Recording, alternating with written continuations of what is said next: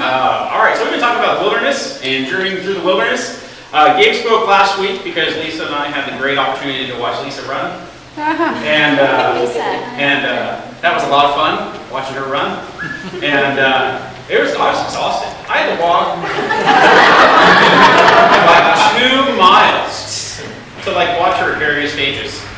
You know, I felt like a NASCAR event, you know? I'm walking over here, yay! And I walk to the next spot, hey! And I will say this, it was the Tinkerbell half marathon. People are weird, right? I mean, have you guys ever been to one of these? It really is worth it. Just to watch. Get yourself a chair and just flop, and it is amazing what people can run 13 miles wearing. You know what I'm saying? You know, I mean, people are running this, they're all dressed like Disneyland characters, right? So you've got all these different people running, and they're running in full outfits, half of them were dressed, like Peter Pan, and these guys are running in these full outfits, and I'm just thinking to myself, wouldn't you want to be as aerodynamic as possible? And you got women running in full dresses, like the dresses of the different women in Disney lore. I don't profess to know any of them, princesses. But it was absolutely amazing to watch, and people were at full sprints in some of these outfits. So it was pretty cool. I got a chance to meet a lot of folks in the crowd. It was very nice. And it wasn't just women, there was guys there too? Yes. There were men running in the Tinkerbell garden. Tinkerbell garden. In Tinkerbell garden. Yes. It was quite the look. So Gabe did a fantastic job last week from what I heard from the people that I planted to secretly watch him.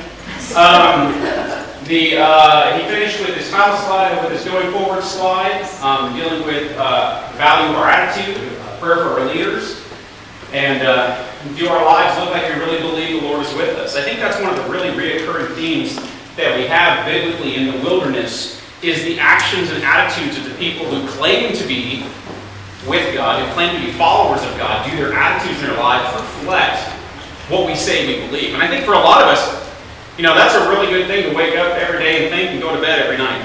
Think to yourself, did my day reflect what I say I believe? Because a lot of times we live lives that seem to be, at least in constant war with what we say we believe. And so those were Gabe's points last week. And so this week we're actually going to move ahead in chapter 17 of Exodus to verse 8. And we're going to be dealing with kind of a different wilderness event. This is a battle in the wilderness that the children of Israel are about to fight. And it's a famous event. Hopefully most of you who are reading ahead have read this and spent lots of time to study. And it says, "Now Amalek came and fought with Israel in Rephidim. And Moses said to Joshua, 'Choose us some men to go out and fight with Amalek. Tomorrow I will stand on the top of the hill with the rod of God in my hand.' So Joshua did as Moses said to him and fought with Amalek. And Moses, Aaron, and Hur went up to the top of the hill." Now, we'll begin this with talking about a couple of brief observations.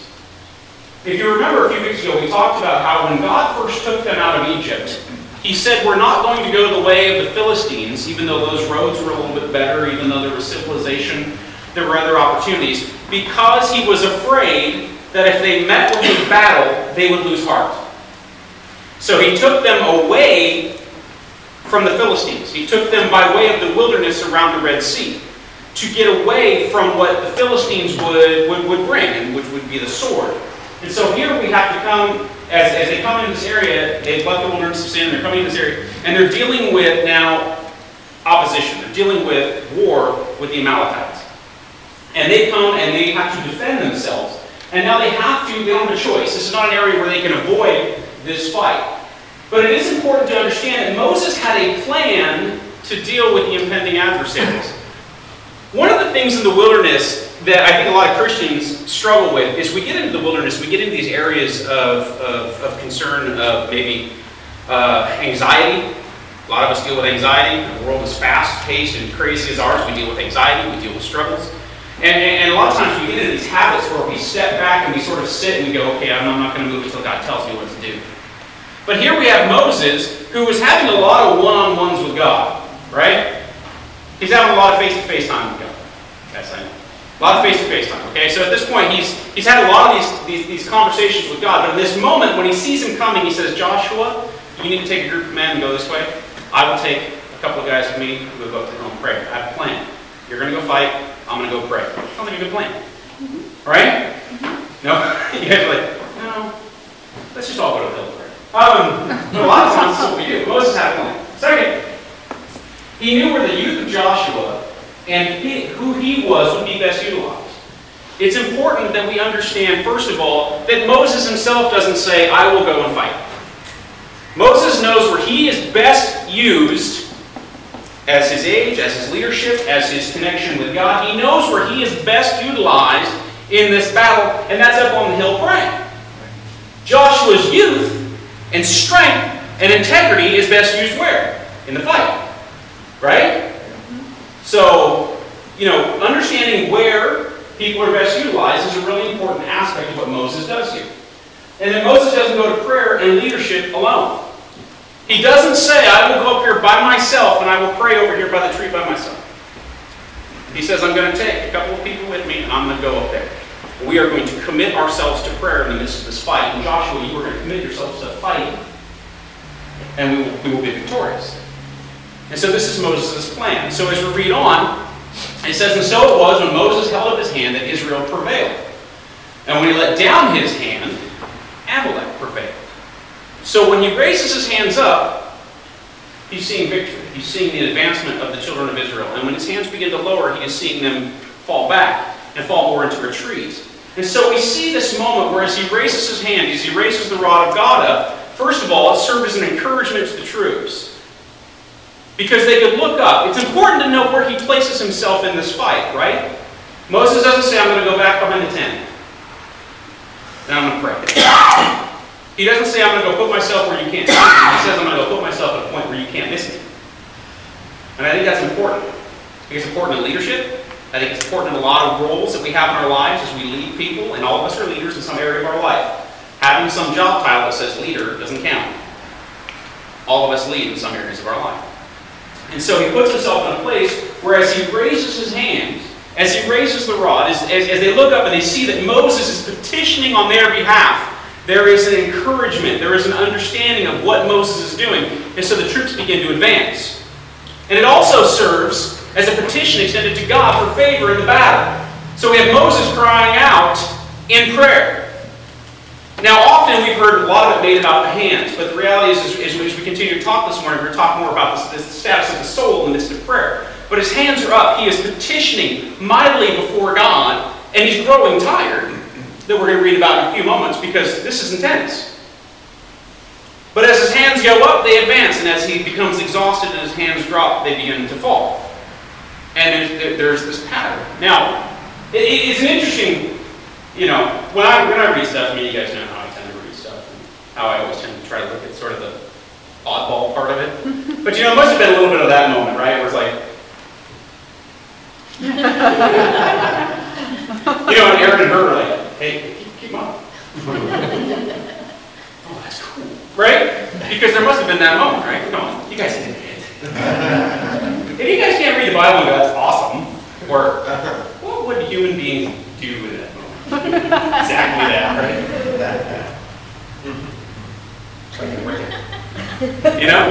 Come on. You guys don't read it that way? You guys need to learn to read the Bible with more enthusiasm and have some fun with it. All right. And so there's the hands and the soul extended to God. And they've been ceasingly riding Moses up to this point, right? We got no water. We got no food. We got no water again. We got no food. It's your fault. It's your fault. Now here's Moses. Okay, now think about it. He has been the target of their complaints for chapters now. He has been the target of their whining for so many verses you can't even count them at this point.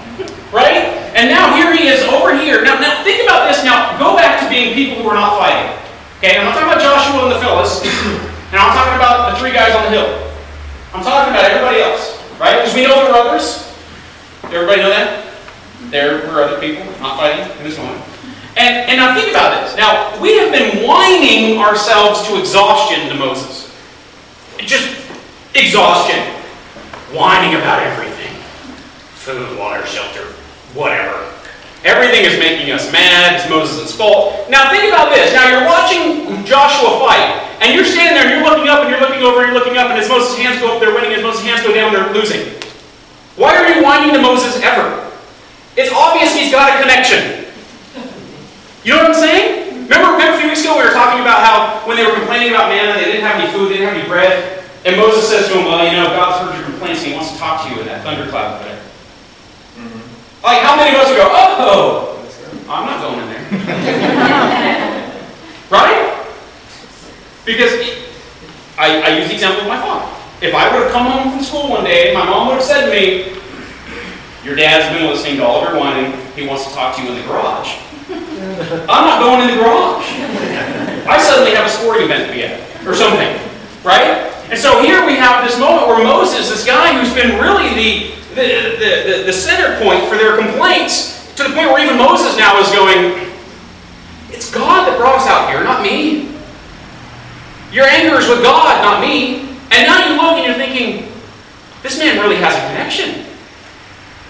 There's something greater at work here. He raises his hands, our troops are winning. He's passionately praying, our troops are winning. He becomes exhausted, and they're not. Maybe we shouldn't whine so much. Right? So as we read on, it says, but Moses' hands became heavy. Moses became tired. Moses became exhausted. So they took a stone and put it under him, and he sat on it. Moses grew exhausted in prayer. Now, a lot of us will look at a situation like this and we say, it's interesting. Except I want you to think about the times in your life when you have been passionately praying something huge in your life, something exhausting, something scary. Work, finances, marriage. Were you able to pray all day? You become exhausted, don't you? You become tired. And so Moses is praying in the heat of the day. He's standing on a hill. He knows many people are counting on him. He's giving it his all. How many of us can keep our hands raised for 2 songs during worship? Right? You're going to start falling asleep. Just being honest, come on, we're humans. Right? After a while, you're like, okay, I'll switch.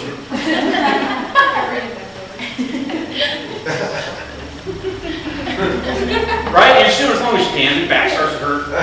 Right? And you're like, man, I just want to give God everything he's doing. God, my shoulders are tore up. Right? You're doing one of these before you know you're doing this. Before you know it, just give in. I gave it all I had.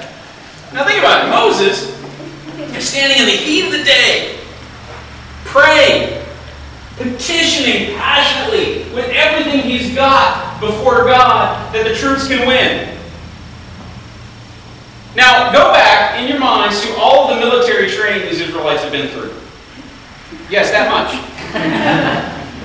Right? So, there has to be some significant passion flowing through Moses in this time. Because he's looking down and he's going, God, you have got to win this fight for us. You have to. And you know, because they were human beings, sometimes I know when we read the Bible, we take the humanity out of them. But you have to pour the humanity into them. They were human beings. And you know at some point, Moses, Aaron and Hur, they're making notice of this. Now, you can make the argument that maybe Moses was so passionately engrossed in prayer, he didn't notice what was going on in the valley at this point. But you know the other two did. And they're saying, keep going, keep going, keep going. Right? It was like me with Lisa last weekend. Go! Right? It's on you. I got nothing. But they're pouring into him. They're saying, come on, keep going, keep going, keep going. And he's exhausted. And we've made so much about the physical place of his hands. But it's the passion and the exhaustion that he is enduring from this, sorry I turned it off, incredible time of prayer. I read a theologian who said, the more spiritual any service is, the more apt we are to fail and flag things. The more apt we are to stop. That's what flag means. The more apt we are to stop. Because we become exhausted. Because pouring our hearts out in those moments takes such a physical toll. And it says that they came and they got a rock and they sat him down. And they're like, Moses, you have to keep praying. You have to keep praying. Now, part of this is because God chose Moses to be the leader, that Moses has to endure moments like this. These are the parts of leadership that most of us who have been in leadership, and like I said, all of us in some place in our lives are in leadership. This is the part that everybody who's not in that point of leadership doesn't get. But there's an intensity that comes with these moments, and so they're saying, keep going, keep going, keep going. And so then we read on, and it says, and Aaron and Hur supported his hands, one on one side, the other on the other side. And his hands were steady until the going down of the sun. So Joshua defeated Amalek and his people with the edge of the sword. So Aaron and Hur take hold of his hands, and they hang on tight. And they hold on for everything, for the entirety of the day. For everything that he has to give, Moses is giving. Moses is pouring everything he's got into this moment, into this prayer time. And it says they held his hands. See, Aaron and Hur were as crucial to the outcome of the battle as Moses and Joshua at this point. Now, we can sit there and say, well, they weren't on that level. But the reality is they had to hold his hands. They had to hold him up. They kept him going. They kept him praying. There was a support group there. There was a strength given there. There was so much accountability in that moment for Moses to keep praying, to keep fighting, to keep pushing, to watch the children of Israel have victory down below. So they're looking up on the hill and they're seeing him, and they know Moses is still going. We're still winning. Moses is still praying. We're okay. And Aaron and Hur were like, we're not going to let you quit. We're not going to let you stop. But how many of us, when we enter into these really intense battles in our life, we pray before it starts, dear God, get me through this, and that's it. Or once we see it going the wrong way, we just assume that's the way God wants it, so I'm going to stop. Because if it wasn't, God would have already taken care of it. Except in this case, we see a moment where God is saying, you keep praying and I'll keep giving you victory. You keep petitioning and I will keep providing. You keep before me, and I'll keep making it happen. And that's what's going on in this moment. So they're hanging on for all they got. Because the reality is, it's not an easy job for Aaron and Hur either. They're going like this all day. No breaks. They're hanging on. They don't have the easiest job either. And they're keeping Moses going. I mean, how many of us can pray passionately for 12 hours? Most of us, we'd start, and then somebody would be like, hey, what are you doing? I'm up. What happened? Calm it out. But that's what's going on here. Passion, intensity, giving everything he's got. Moses is giving everything he's got. And Aaron and Hur holding on for dear life. Keep going, keep going, keep going, keep praying, keep going. And they're praying along with him, they're petitioning with him, they're keeping him moving, they're keeping the blood flowing, right? They're doing all these things to keep him going. And Joshua is down in the valley. And it's interesting that here, the Bible doesn't talk about the exhaustion of Joshua. We don't read that Joshua was exhausted. We don't read that Joshua got tired. We read that they were in retreat in advance, but we don't read that Joshua got tired. Because it was Moses pouring everything he's got into the spirituality of this battle. Joshua is physically fighting the battle. And the true exhaustion is hitting the spirituality of the battle. Joshua continued to advance as the Lord blessed and as the Lord moved. We don't read that Joshua was tired. We don't read that Joshua was falling down. We just read that Joshua was fighting. He dealt with some loss. He dealt with victory. He dealt with some loss. He dealt with victory. And we have an interesting moment here, don't we? 3 men up on a hillside, arms stretched out, battle being done down below. I think I heard that. Yeah. So, the Lord said to Moses, write this for memorial in the book. Don't you love that? Write it in the book. And recount it in the hearing of Joshua, that I will utterly blot out the remembrance of Amalek from under heaven. And Moses built an altar and called its name, "The Lord is my banner." For he said, because the Lord has sworn, the Lord will have war with Amalek from generation to generation. And so here we have this. Write it down. Don't forget this moment. Now, here we have, as we have discussed the facts of this event, here we have an interesting point, is the Lord is my banner, the Lord will fight for me. It's easy to look at Moses and his role and his intensity and his passion in this moment and say it was because Moses remained faithful. But isn't it interesting that God says, now write it down. The Lord is my banner. Write it down, who I am, because I win this fight. Don't forget it. Don't let it be erased from your memory that I made this promise to you and I followed through. One of the things that I've said a number of times during this series is that you should be writing things down. When you experience a victory, write it down. When you say a prayer, when you're praying for something in your life, some kind of breakthrough, some kind of change, some kind of blessing, whatever it is, when you're praying for something that you need, that you see, that you want, write it down.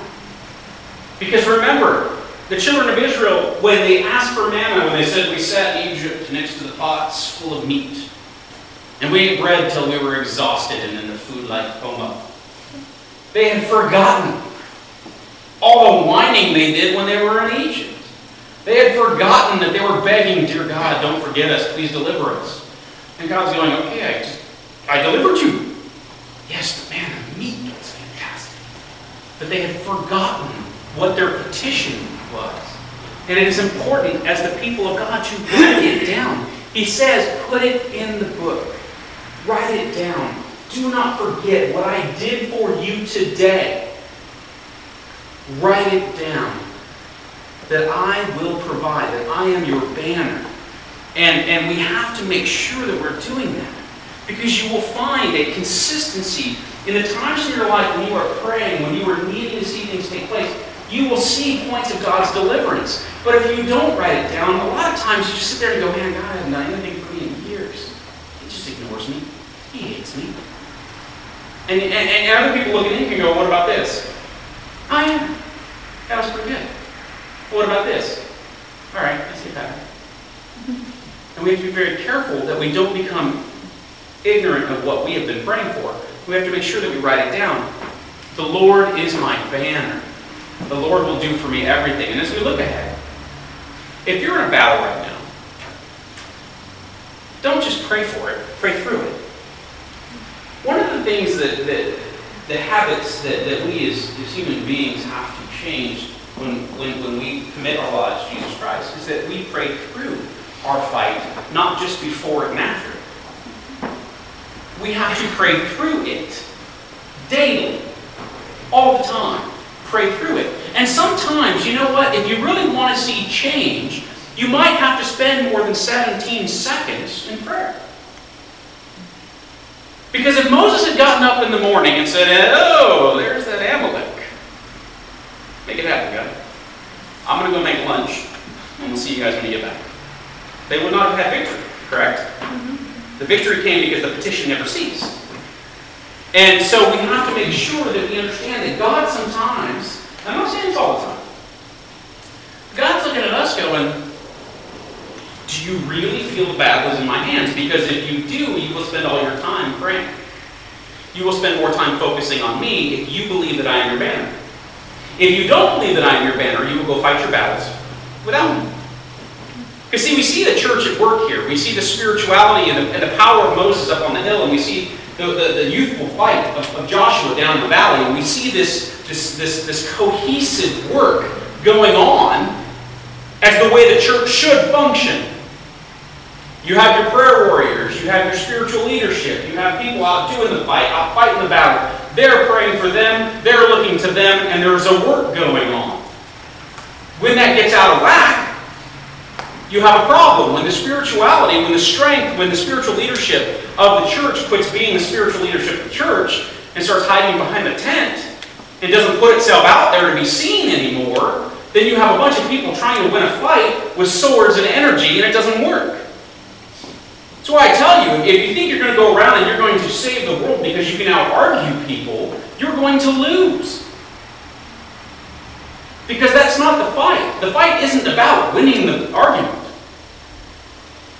But sometimes we feel, well, what I like in spirituality, make up an enthusiasm. Doesn't work that way. We have to have the church at work in its completeness. And so when we think about praying through, a lot of times, if you're tired, seek the help of others. Sometimes there's an awkwardness, and I don't know why, but there's an awkwardness in the church, right? Okay, everybody who is not a sinner, raise your hand. Okay, good, so we're covered. Everybody's failed, everybody's got flaws, everybody has made some really mistakes you prefer not to mention in front of the group, right? Okay. But for some reason, when we're going through a hard time, financially, maritally, whatever, we have the hardest times accepting the help of others and seeking the help of others.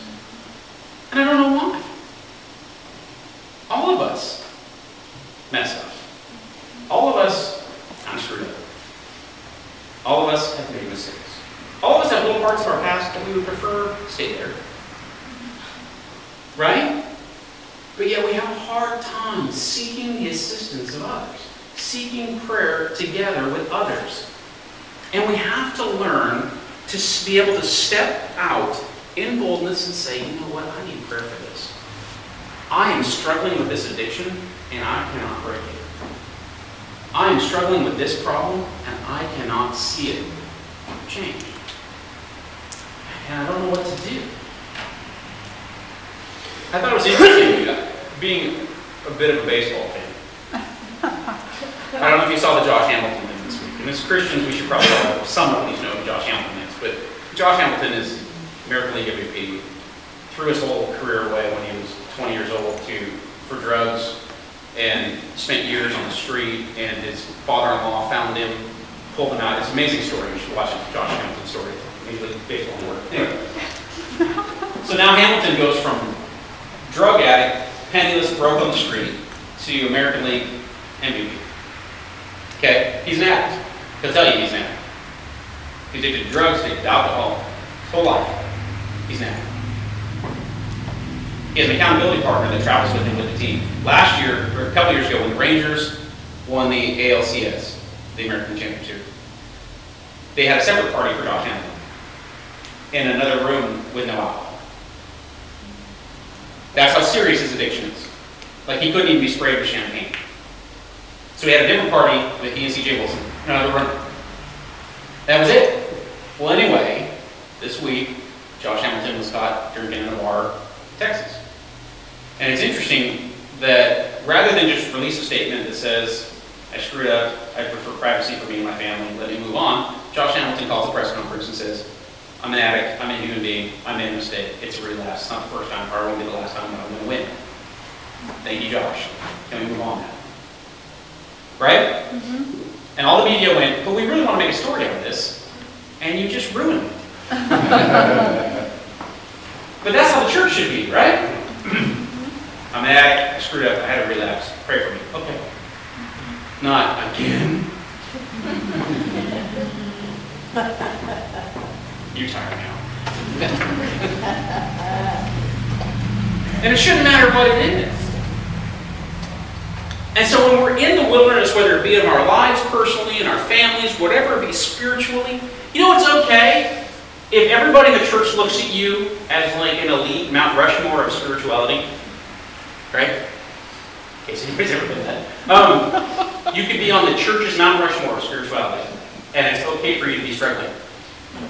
You know that? I remember a few years ago when I read that Mother Teresa had her doubts.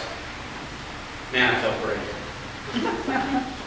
Right? Mm-hmm. Mercy would be like, well, I thought it was awesome. Like, thank you, Mother Teresa, for your honesty. To me, it's being able to sit there and say, man, I am going through a valley. I'm in a desert. Man, I'm struggling. I'm lost. I'm confused. I need prayer. I need somebody to pray through this with me. And praying through the battle means the entirety of the battle. See, for Moses, it would have been very easy to take like a lunch break, but he didn't. He realized this battle, see, there's no promises of the length of the battle. God doesn't say, if you keep your hands up, it'll be over by dinner. He doesn't say that anywhere, right? You guys are like, yes, no, can you put up the rest of the verse? He doesn't say, you guys will be good in an hour, so just pray it through. He says, no. He just wins the fight as Moses prays. So, don't you think there's a point in time when Moses in the middle of the afternoon could have been like, how close are we to winning? Right? Well, this might take a week. Really? Right? Or wait, one of the two. Right?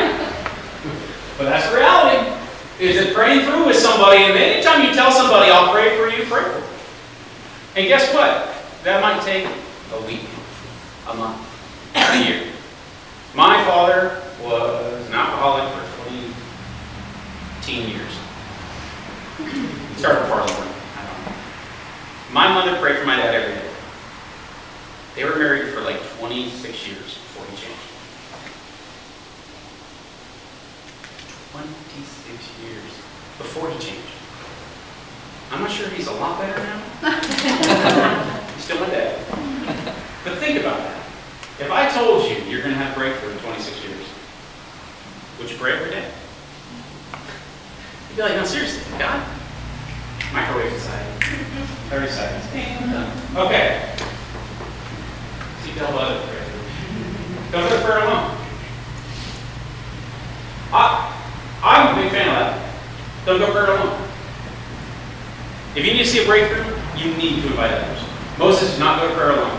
Had Moses gone to prayer alone, his arms would not have made it. Had Moses been so short-sighted as to go to prayer by himself, I am the spiritual leader of this route. I'm going to go up on the hillside and I will pray us through. He could have easily done that, and nobody could have argued with him. But he didn't. He took friends.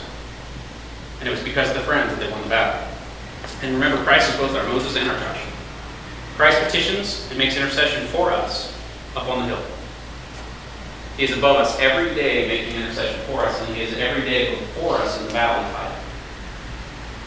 As Christians, we have to live with that knowledge of where Jesus is all the time. He is in front of us fighting our battles, and He is above us making intercession for us every day. We are not fighting this battle alone. There are times when you're not going to have a choice. You're going to have to pray alone.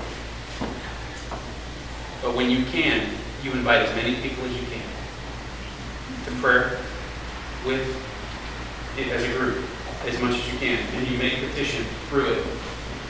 Do not grow weary in the fight. It's interesting that Joshua doesn't grow weary, but Moses does. Spirituality, when you are in intense, passionate prayer before the Lord, it can really take its toll. So make sure that you have others there with you, praying it through. If you want to see change in your life, you have to get others to pray it through. If you want to see a difference in your family, you've got to get other people in your family to pray it through. My mom will tell you that the difference in my dad didn't come until we got older. Because then all of a sudden it was 3 against 1 and 4 against 1. My poor dad didn't stand a chance. Right? Because when all of us were like, you know, Dad, Jesus can change your life.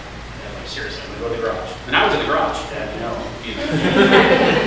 I'm going to go to the bedroom. I'm in the bedroom. Dad, I know.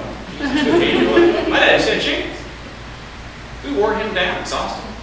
But the reality is don't go to battle alone. Because you can do it. And if we want to see changes, if you got somebody in your family that needs to change, you need to commit with others to pray for them. Don't do it by yourself. Don't do it by yourself. If you want to see things happen in your church, get together with people from your church and pray. If you want to see differences happen with people at work, in your work environment, in your job status, in your financial situation, whatever it is, do not commit to prayer alone. Get people with you and pray it through. You know what I'm saying? Praying through the battle, not for the battle and after the battle, but praying through it.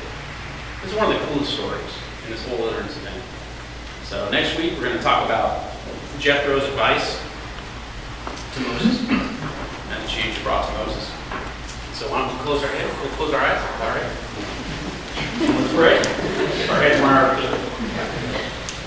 Father God, we just thank you so much for this fantastic opportunity to gather and worship, pray, spend time in fellowship. God, I just pray right now that people who are going through the difficulties and the battles in their life, God, they can reach out to people around them. They can reach out to the Aarons and the Hurs in their life to get assistance in the midst of these battles, in the midst of these difficulties, so that they're not on the hillside alone, so that they're not in the battle alone. They can find encouragement, accountability, and strength in numbers. 3. Not easily broken. 3. Powerful, powerful gathering. So God, right now, I just pray that we can be open and accountable to your people and not feel like we're the only ones that need help. That we're not the only ones going through the battles. That we're not the only ones going through the battles. So God, I just pray that over everybody. I just pray wisdom in who they choose. I pray strength. I pray enthusiasm. And I pray passion in their prayer life. God, may we go forward praying through our battles until we see the other side. In the tremendous and wonderful